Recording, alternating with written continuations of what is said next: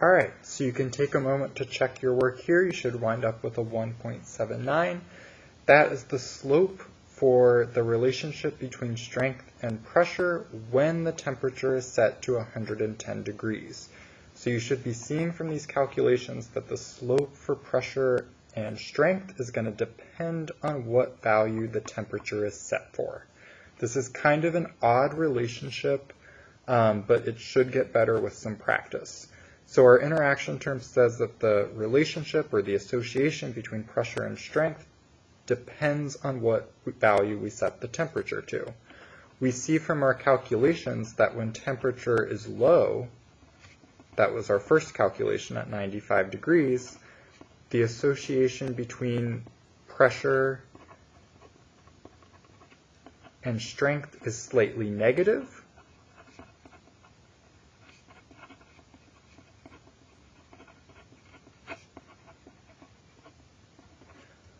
When temperature is high, that was when we calculated it for 110 degrees, the relationship between pressure and strength was positive.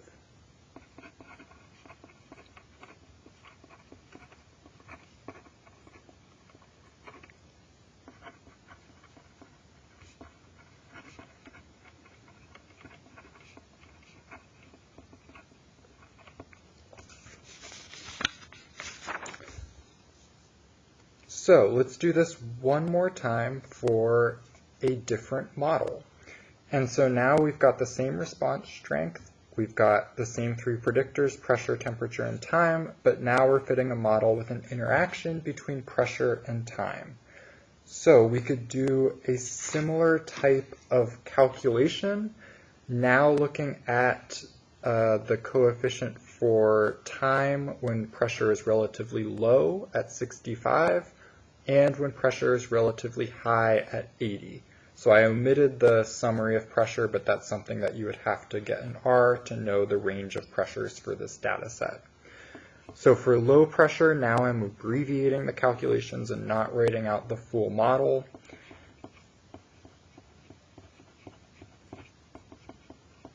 The slope should be negative 2.686. For our high pressure of 80, similar type of deal. And our slope is negative 6.622. In this case, our association between time and strength is negative for pretty much all values of pressure that were in the range of our data set. So the association between time and strength is negative. But it is more negative for higher pressures.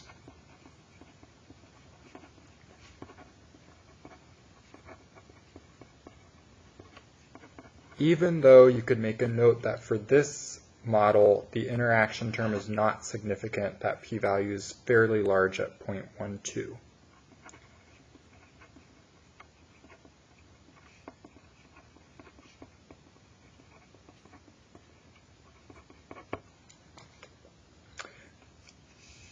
Okay, so one other thing to kind of help us visualize what's going on here is we can make an interaction plot. And so the code to make this plot is up here, not super important, but let's focus on what the plot is saying. So this is a plot for the interaction between pressure and time. On the y-axis is the estimated slope for time. So that estimated slope for the relationship between strength and time is on the y-axis. For the x-axis is different values of pressure that represent a range of pressures in our data set. Let's see if we can connect this plot to the calculations that we did before. So when pressure was 65, we calculated that the slope should be negative 2.686. When I go to 65 on this plot, so it's a little before that tick mark, we should find that the slope should be about negative 2.686. You could do the same thing for when the pressure was 80.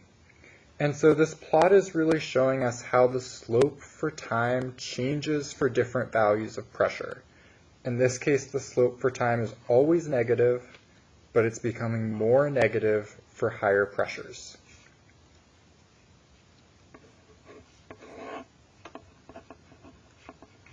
So slope is always negative, so time, no matter what level pressure is, time has a negative relationship with strength. So for an increase in time on average, strength is going to decrease, but it's more negative for higher pressures.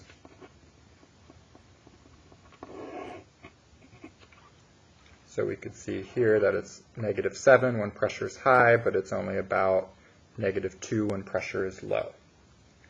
So I know this interaction stuff, it might be the hardest thing that we cover in this class, and it is confusing, but these do pop up a lot. You could think of a lot of examples where you might want the interaction to be in your model because you might expect the association between one of your predictors and the response to change depending on what level another predictor is at. So that arises a lot in many different modeling settings. We saw it in wine, and we'll see a significant interaction in the R Markdown handout for some basketball data. And so that's where we'll leave this. You should get some extra practice using RStudio, using a basketball data set on points scored as the response, and then I believe free throw percentage and height as your two predictors that are going to have a significant interaction.